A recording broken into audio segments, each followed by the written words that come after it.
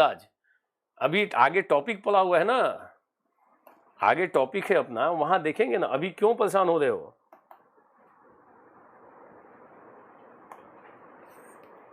ये देखो आप, सारी चीजें हैं। ये देखो अपने सिलेबस में है, नियम, रूल्स, रेगुलेशंस, नॉर्म्स भी देख लेंगे वहीं पे ही अंतर। विधि, कानून और नियम में क्या अंतर है, नियम और विनियम में क्या अंतर है, नॉर्म से भी अंतर देख लेंगे। हमारे प्रिंटेड नोट्स में ऑलरेडी है। टॉपिक नंबर 6 में है। आपको देखो सवाल पूछना है अभी, तो हम लोग पहले टॉपिक में चल रहे हैं। पहले टॉपिक का सवाल निकालो कि पहले टॉपिक के सवाल अब बन रहे हैं कि नहीं बन रहे हैं। कोई अगर सवाल निजी और सार्वजनिक क्षेत्र में नैतिकता से है, वो बनना चाहिए, क्योंकि ये पार्ट अब समाप्त हुआ हमारा, ये पहला पार्ट, इतना पार्ट।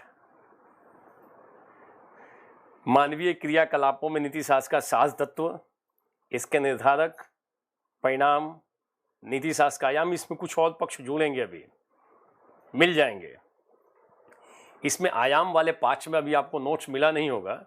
इस आयाम वाले पार्ट में बाल श्रम पे नोट्स में दे दूंगा, सरोगेसी पे होगा, शरणार्थी समस्या होगा, क्लिनिकल ट्रायल भी होगा। ये भी एक इशू है, क्लिनिकल ट्रायल।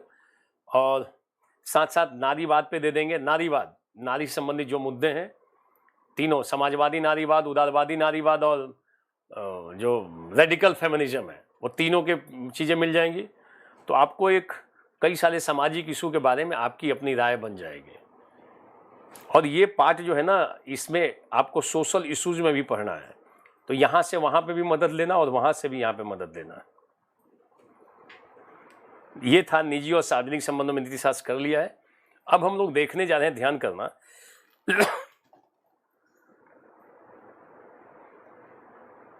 अब हम लोग देखने जा रहे हैं मानवीय मूल्य। मानवीय मूल्य संदर्भ को देखना। एक टॉपिक है यहां पर महान नेताओं, ध्यान देना आप।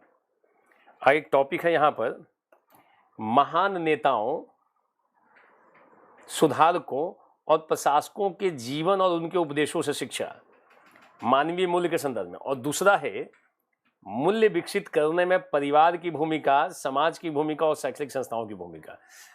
तो फर्स्ट पेपर के इस सेकंड पार्ट में जो मानवीय मूल्य के बारे में है, हम इसको देखने जा रहे हैं। पहले मूल्य विकसित करने में परिवार, समाज और शैक्षणिक संस्थाओं की भूमिका।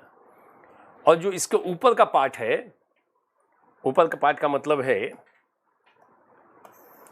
इसके ऊपर का पार्ट का मतलब है ये पार्ट, महान नेता, सुधारक और प्रशासक के जीवन और उसके उपदेशों से शिक्षा।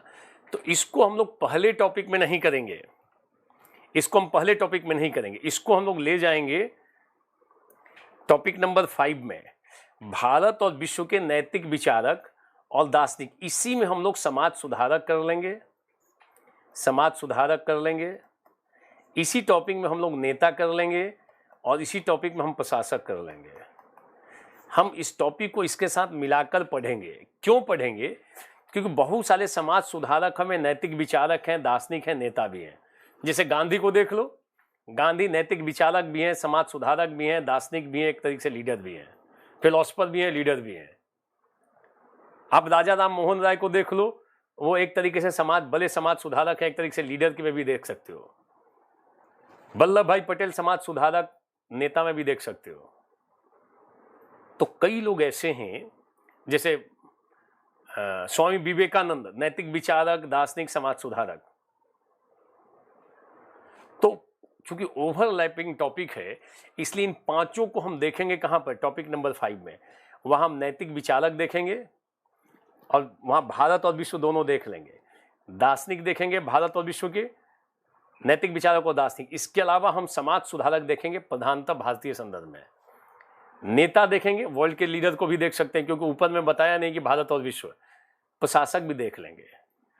तो 5 चीजों को पढ़ेंगे टॉपिक नंबर 5 में। तो ये थोड़ा लंबा टॉपिक होगा, टॉपिक नंबर 5, क्योंकि यहां नाम किसी का नहीं दिया है। कौन से नैतिक विचारक पढ़ो, कौन से दार्शनिक पढ़ो, कौन से समाज सुधारक पढ़ो, कौन से प्रशासक पढ़ो, कौन से नेता पढ़ो। तो लोगों ने मनमाने तरीके से नेताओं का नाम दे रखा है। Vishwanath Pratap Singh 2 page, Kanshiram 2 page, Mayawati 1.5 page. अच्छा पढ़ लोगे तो लिखोगे कहां पे? जो महत्वपूर्ण नेता है वही पढ़ के समझना, उसको आत्मसात करना बड़ी बात है, इसमें भटकाव नहीं होना चाहिए। क्लियर? बाबा साहब अम्बेडकर को पढ़ेंगे, वो समाज सुधारक भी हैं, लीडर भी हैं, विचारक भी हैं, दार्शनिक भी हैं, एक तरीके से कहोगे। उनके नोट्स को पढ़ेंगे। देखो अमित नोट्स मिल जाएगा, पीडीएफ दिया हुआ है, बिमल ऊपर बता रहे हैं पीडीएफ मिल गया है।